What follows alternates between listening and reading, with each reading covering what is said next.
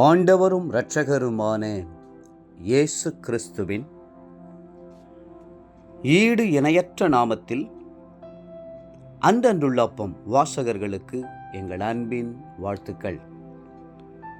2025 பிப்ரவரி மாதம் 21 வெள்ளிக்கிழமைக்குரிய தின தியானம். இன்றைய தலைப்பு பின்பற்றுங்கள். ரூத் 1:16 சொல்லுகிறது, நான் உம்மை பின்பற்றாமல் உம்மை விட்டு திரும்பி போவதை குறித்து என்னோடே பேச வேண்டாம். நாம் எப்படி கர்த்தரை பின்பற்ற வேண்டும் என்பதற்கு பழைய ஏற்பாட்டிலே ஒரு அருமையான சம்பவம் எழுதப்பட்டிருக்கிறது. ரூத் என்ற இளம்பெண் தன் மாமியாரை எவ்விதமாய் பின்பற்றினாள் என்பது நமக்கு ஆச்சரியத்தை தருகிறது. மட்டுமல்ல, கிறிஸ்துவை பின்பற்றும்படி நம்மை ஏவி எழுப்பவும் செய்கிறது. ரூத் ஒரு புறஜாதி பெண்தான். மோவாபிய வம்சத்தை சேர்ந்தவள். லோத்துக்கும் அவனுடைய மூத்த மகளுக்கும் இடையே நடந்த தவறான உறவின் மூலமாக மோவாப் சந்ததி உருவாயிற்று. மோவாப் என்ற வார்த்தைக்கு தகப்பனின் சந்ததி என்று அர்த்தம்.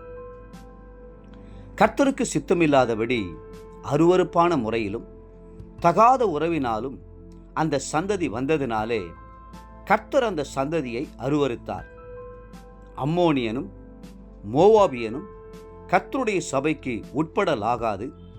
10ஆம் தலைமுறையிலும் என்றைக்கும் அவர்கள் கர்த்தருடைய சபைக்கு உட்படலாகாது என்று தெளிவாய் கூறியிருந்தார்.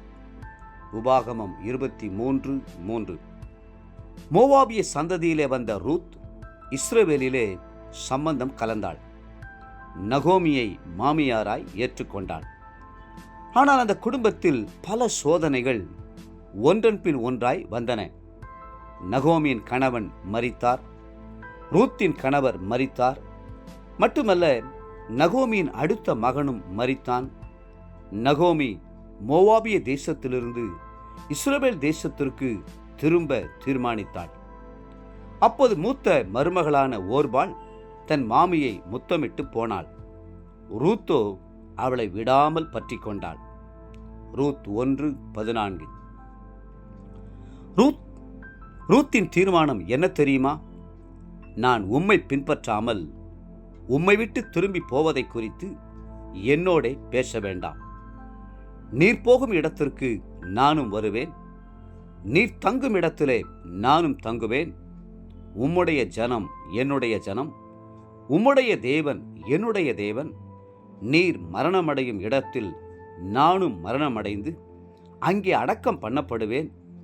மரணமே அல்லாமல் வேறொன்றும் உம்மை விட்டு என்னை பிரித்தால் கர்த்தர் அதற்கு சரியாகவும் அதற்கு அதிகமாகவும் எனக்கு செய்ய கடவர் என்றாள். ரூத் 1:16-17 அவளது உறுதியைக் கண்டு கர்த்தர் ரூத்தை ஆசீர்வதித்தார்.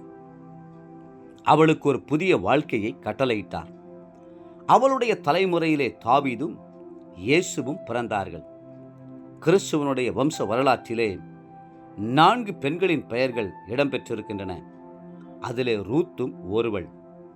ரூத் தன் மாமியாரை பின்பற்றி வந்து இஸ்ரவேலின் அத்தனை ஆசீர்வாதங்களையும் சுதந்தரித்துக் கொண்டாள். சீயோன் மலையின் மேல் 1,44,000 பேர் நின்றதை அப்போஸ்தலனாகிய யோவான் கண்டார். அவர்கள் யார்? வேதம் சொல்லுகிறது, வெளிப்படுத்தின விசேஷம் 14:4, ஆட்டுக்குட்டியானவர் எங்கே போனாலும் அவரை பின்பற்றுகிறவர்கள் இவர்களே. ஆட்டுக்குட்டியானவரை பின்பற்றுகிறவர்கள் அவருடைய ராஜ்யத்திலே ஆட்டுக்குட்டியானவரோடு என்றென்றைக்கும் தங்கியிருப்பார்கள். நமக்காக அவர் மேன்மையான வாசஸ்தலங்களை உண்டாக்கியிருக்கிறாரே. தேவ பிள்ளைகளே, கர்த்தரை பின்பற்றுவீர்களாக.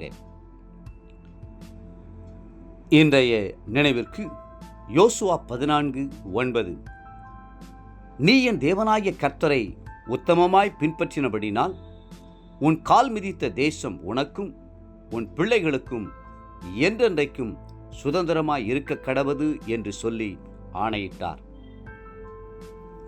இன்றைய வேத வாசிப்பு காலை என்னாகமம் 1 மற்றும் 2ஆம் அதிகாரங்கள். மாலை மார்க்கு 3ஆம் அதிகாரம் 1 19ஆம் வசனம் முடிய. அன்புக்குரிய அன்றனுள்ளப்பம் வாசகர்களே, மீண்டும் உங்களை வாழ்த்துகிறோம். கர்த்தரை உத்தமமாய் பின்பற்றுங்கள். கர்த்ததாமே உங்களை ஆசீர்வதித்து மென்மேலும் உயர்த்துவாராக. ஆமென்.